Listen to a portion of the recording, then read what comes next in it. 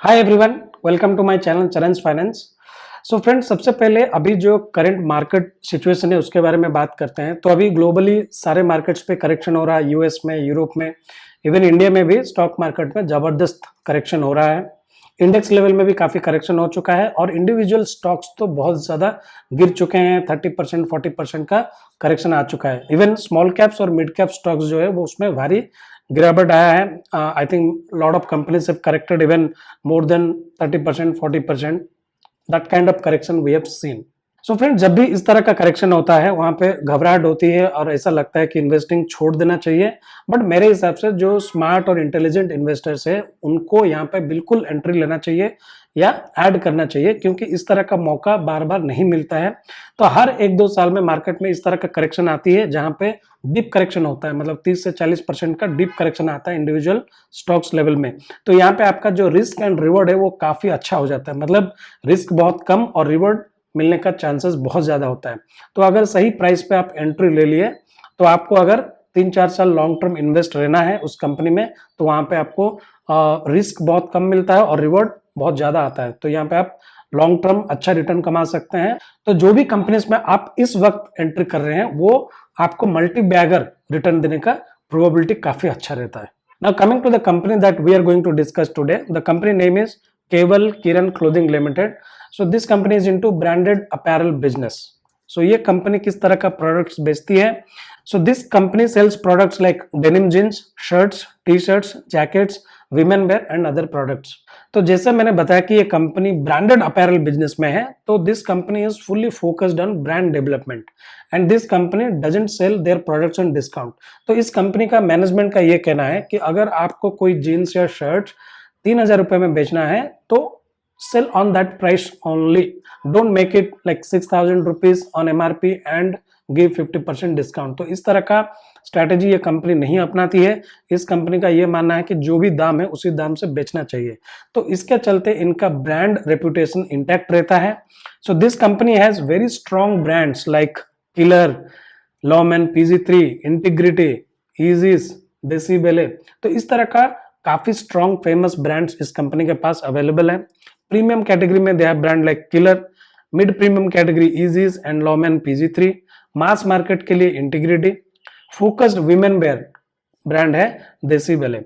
And most interesting thing about this company is denim jeans में this is only Indian company which has strong brands like Killer, Integrity, Lawman, PG3, and this company is fiercely competing against international brands like Pepe Jeans, Flying Machine, Levi's, Wrangler, Lee, and few others. This company has integrated operations and this company is presence across the value chain of branded apparel. It means this company is into designing, manufacturing, branding and retailing. तो ये सारा काम company खुद करती है। This company has established widespread distribution, 350 plus exclusive brand outlets, 125 plus distributors covering 4,000 plus multi-brand outlet spreads across the India. So recently this company has introduced their own retail chain. So they have launched K Lounge stores across India for offline retail. Online मतलब e-commerce के लिए company ने klounge.com नाम का website भी बना चुकी है। Now talking about manufacturing details about this company has tech-led manufacturing at Bapi, Gujarat, which is equipped with advanced machineries. Their annual capacity of approx 8 million units. So this company's research and technology wing has tie-ups with international designers or professionals, which allows them to develop new products or add products to their existing brands. Now if we talk about the revenue split by brands, मतलब कौन सा brand कितना contribute करती है to the revenue?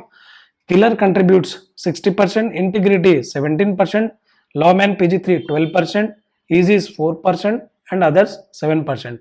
Similarly, अगर product contribution की बात करें to the revenue, jeans 57%, shirts 18%, trousers 9%, t-shirts 5% and others 11%. मतलब यहाँ पे jeans मतलब denim jeans काफी dominant है with a 57% revenue share. जैसे मैंने स्टार्टिंग में बताया this company has operations all across India. तो अगर जियोग्राफी स्प्लिट की बात करें, contribution from north 15%, south 21%, west 20%, east 39%, central 5%। तो ईस्टर्न में काफी डोमिनेंट है कंपनी ईस्ट रीजन में with 39% contribution to their revenue. So friends, this was all about companies business details, their brands, their manufacturing operations and distribution. Now let's talk about companies financials and their balance sheet. So as of today, this company has around market cap of 1400 crore, which makes it a small cap company. Last year ROC was 21%, ROE 18%. मतलब profitability metrics बहुत high है. तो मैंने इस company का conference calls पढ़े हैं, तो वहां पे मैनेजमेंट काफी फोकस्ड है प्रॉफिटेबिलिटी पर. मतलब ग्रोथ के लिए they don't compromise profit. One interesting metric of this company is dividend yield, which is 4.77%, मतलब close to 5%. तो ये स्मॉल कैप कंपनी होने के बावजूद 5% डिविडेंड यील्ड है. तो देखिए, जो डिविडेंड यील्ड मतलब क्या, आप शेयर होल्डर्स को डायरेक्टली पैसा क्रेडिट कर रहे हो टू देयर अकाउंट. तो ये जो 5% डिविडेंड यील्ड है, अगर आपका शेयर प्राइस नहीं भी बढ़ता है, then your shareholders will be rewarded with this 5% dividend. तो डिविडेंड देने का मतलब ये है कि कंपनी का फ्री कैश फ्लो जनरेशन बहुत ही स्ट्रांग है. तो अगर इस कंपनी का हम कैश फ्लो जनरेशन देखें in last 3 years, so in March 2020, मतलब in FY 2020, this company made cash from operating activity 51, cash from investing activity 48 crore. तो मतलब लगभग 100 करोड़ का फ्री कैश फ्लो जनरेशन हुआ. FY 21 97 crore from operating activity, 78 crore from investing activity, मतलब around 180 crore का free cash flow generation हुआ है. FY 22 में भी 57 crore from operating activity and -7 from investing activity, मतलब 50 करोड़ का फ्री कैश फ्लो जनरेट हुआ है. तो जो भी कंपनीज होते हैं, जैसे बड़े कंपनीज है जैसे TCS, इन्फोसिस, ITC, इनका भी फ्री कैश फ्लो जनरेशन बहुत जबरदस्त रहता है.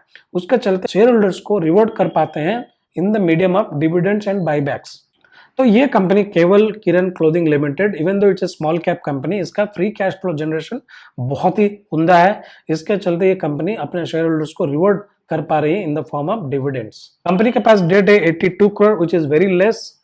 कैश कंपनी के पास है 192 करोड़, इन्वेस्टमेंट्स 146 करोड़, मतलब लगभग 350 करोड़ का कैश एंड इन्वेस्टमेंट्स कंपनी के पास है. मतलब कैश रिच कंपनी है. So as of FY 22 company में प्रोमोटर्स का स्टेक है 74.25%. इसका मतलब ये है कि मैनेजमेंट को, मतलब ओनर्स को अपना कंपनी का फ्यूचर परफॉर्मेंस के ऊपर काफी स्ट्रॉन्ग कन्विक्शन है. So friend, this was all about companies business, their products, brands, manufacturing operation, distributions and financials.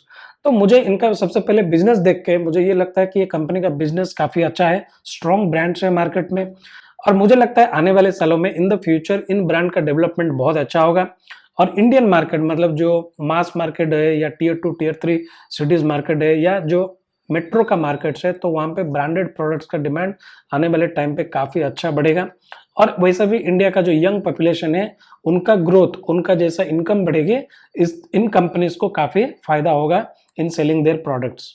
तो इस कंपनी एक तो long term sustainable business model पे काम कर रही है, ब्रांड डेवलपमेंट में काफी फोकस है, फाइनेंशियली काफी मजबूत है, डेट कंपनी के पास ज्यादा है नहीं, और cash rich, investment rich company है, और प्रोमोटर का स्टेक भी बहुत अच्छा है. तो मुझे लगता है आने वाले टाइम में ये कंपनी काफी ग्रोथ करने का हाई प्रोबेबिलिटी रखती है. And right now this company is trading at A P multiple of only 18. तो मुझे अगर वैल्यूएशन की बात करें तो यहाँ पे काफी अट्रैक्टिव लगता है. मतलब जिस कंपनी ग्रो कर रही है, जिसका बैलेंस शीट बहुत मजबूत है, स्ट्रॉन्ग ब्रांड प्रेजेंस है, उसका प्राइस टू अर्निंग 18 है, तो मुझे लगता है यहाँ पे री रेटिंग होने का चांसेस बहुत ज्यादा है. बहुत सारे कंपनीज है प्रॉफिट जनरेट करते हैं, ऑपरेटिंग कैश फ्लो अच्छा रहता है, बट इन्वेस्टिंग एक्टिविटी के चलते उनका फ्री कैश फ्लो नेगेटिव हो जाता है, या ऑपरेटिंग एफिशिएंसी वीक होने के कारण उनका ऑपरेटिंग कैश फ्लो भी अच्छा नहीं हो पाता. बट अगर इस कंपनी का बात करें, जैसे मैंने दिखाया पिछले 3 साल में कंपनी का cash generation from operating activity बहुत अच्छा है, तो ये दर्शाता है कि कंपनी कितना ऑपरेटिंग वाइज एफिशिएंट है, कंपनी का कॉस्ट स्ट्रक्चर बहुत अच्छा है, और फ्री कैश फ्लो लगातार कंपनी जनरेट कर रही है. तो जो कंपनी अच्छा फ्री कैश फ्लो जनरेट करते हैं, मार्जिन अच्छा रहता है, उन कंपनीज का पी री रेट होने का चांसेस बहुत ज्यादा रहता है. तो एक तो शेयर प्राइस बढ़ेंगे, जैसे बिजनेस बढ़ेगी, कंपनी का अर्निंग्स बढ़ेगी, फिर पी री रेटिंग के चलते भी मुझे लगता है यहाँ पे मल्टी बैगर रिटर्न बनने का प्रोबेबिलिटी भी है. So friends, this was all my analysis about this company's business model, their distribution, their manufacturing capacity, and their future prospects. So you guys can also study a lot about this company. You guys can go through their annual reports, website, their conference call data. तो मुझे लगता है यहाँ पे बिल्कुल निवेश करना चाहिए. And in this market correction ये स्टॉक में भी काफी अच्छा खासा करेक्शन आया है फ्रॉम द टॉप, तो we can think about this company. So friends, thanks for watching my video and do subscribe to my channel for such exciting business analysis. So this was all, and see you guys in the next video. Till then, enjoy and happy investing.